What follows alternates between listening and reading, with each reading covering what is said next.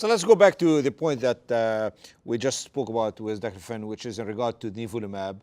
It was based on phase 1/2 data, large study that showed an impressive response rate that's averaged about like 20%. And if anything, the FDA gave it a conditional approval. As we heard from Dr. Vogel, is that like it's not really yet approved in Europe. And of course, we heard also that pembrolizumab in a similar study also have shown quite promising data. And if anything, there is a phase 3 trial for the Nivolumab versus sorafenib that we're still waiting for the data for. And this is in first-line setting. And of course, also there is a phase 3 trial for the pembrolizumab versus a placebo in the second-line setting. And this is not only it, there's also quite impressive combination of a anti-CTLA-4 plus anti-PD-1, which is durvalumab plus tremelimumab, which is happening in a phase 3 trial in 1,200 patients in what's called the Himalaya study. So there's a lot going on in that field. But let's hear from Dr. Kudo. So what's the story with the checkpoint inhibitors in Japan? What's going on in regard to the whole field? Any approvals? Where do things stand? No, Japanese FDA, PMDA do not approve Nivolumab. They do not follow the FDA, but Taiwan followed FDA and it was approved. Yeah. But in Japan, we are waiting for phase 3 data. I see. And in practice, is this excitement that everybody wants really a checkpoint inhibitor, or it's still kind of like measured response to that interest?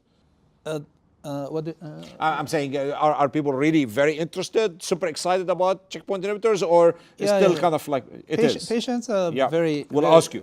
Very waiting for that. Absolutely. But absolutely. Physicians, little bit monotherapy is not enough. Recently, we think so.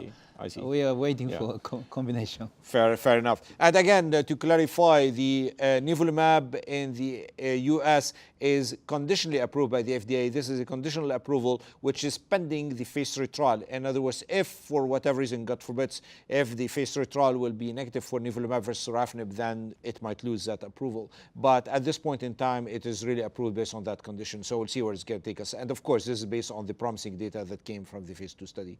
This, if anything, reminds me to talk about the fifth drug, which already Rich mentioned, which cabozantinib. If anything, I had the honor on behalf of all the other colleagues is to present the data at the GI ASCO, where a phase 3 trial of cabozantinib versus placebo showed a clear improvement in survival of more than 10 months in regard to the cabozantinib versus placebo, and it was statistically and clinically significant, and of course will probably lead to a new standard of care. Of course, it's a study that I was heavily involved in. Of course, I'm very excited, but I would love to hear what my colleagues will say about that. So let's start with Dr. Vogel. So how was it? What do you think? It was a great presentation. So,